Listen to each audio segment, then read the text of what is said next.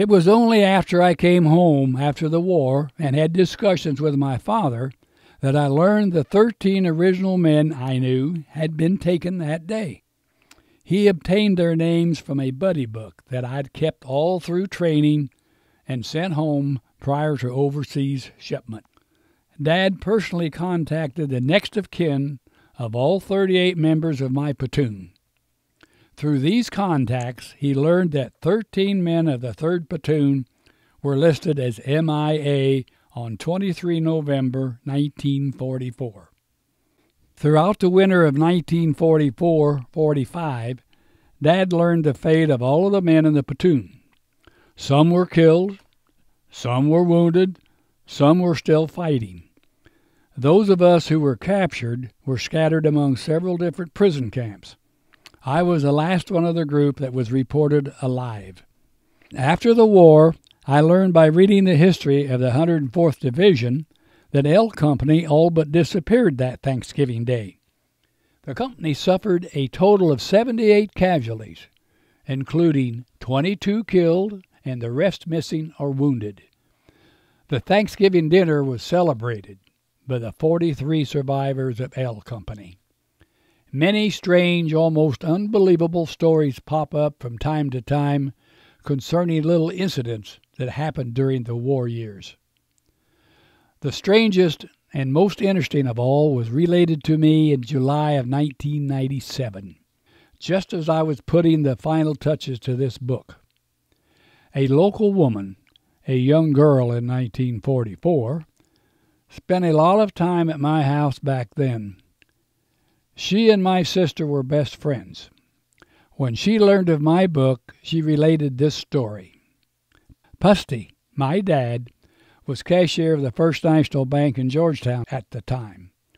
Occasionally after closing time, he stopped at the local pool room, which is adjacent to the bank, and played in a friendly poker game with several of his cronies.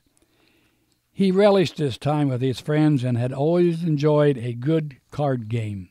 As a hand was dealt along in the evening, Dad suddenly became silent, almost detached. Looking down at his untouched cards, he quietly pushed his chair away from the table and slowly stood up. Without a word or a look back, he left the pool room, checked the bank door, and drove home. Everyone was astounded. Hugh Sanders, the owner of the pool room, said he had never known Pusty to leave a card game, whether his luck was good or bad.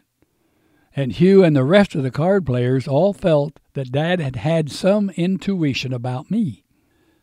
According to the woman, this happened on 23 November 1944 at about the time I was going into my last battle. My exact situation was unknown to him then, but that was when I was captured. It wasn't until 10 December 1944, late on a cold and icy winter night, that a knock at my folks' door got Dad out of bed with that news. When he opened the door, 3 Army officers stood before him. Dad ushered them in out of the cold, and they introduced themselves. The senior officer handed Dad the telegram, the dread of every family in World War II who had a loved one overseas. Dad tore open the envelope, fearing the worst, I'm sure. He was somewhat relieved to read "missing in action" rather than the finality of "killed in action." The officers had done their duty and prepared to leave. When they opened the door, 4 of Dad's card-playing cronies from Danville were standing on the porch. They had learned of the telegram. Somebody always had a friend at Western Union, and wanted Dad to know their foremost thoughts and prayers were with him and the family. They knew there hadn't been any letters from me in nearly a month, and realized Mom and Dad had been under a strain. Although the news was a shock to all, there was still hope that I was alive. All were thankful for that mercy. The men stayed until the wee morning hours and were a great source of support then and throughout the remaining months of the war.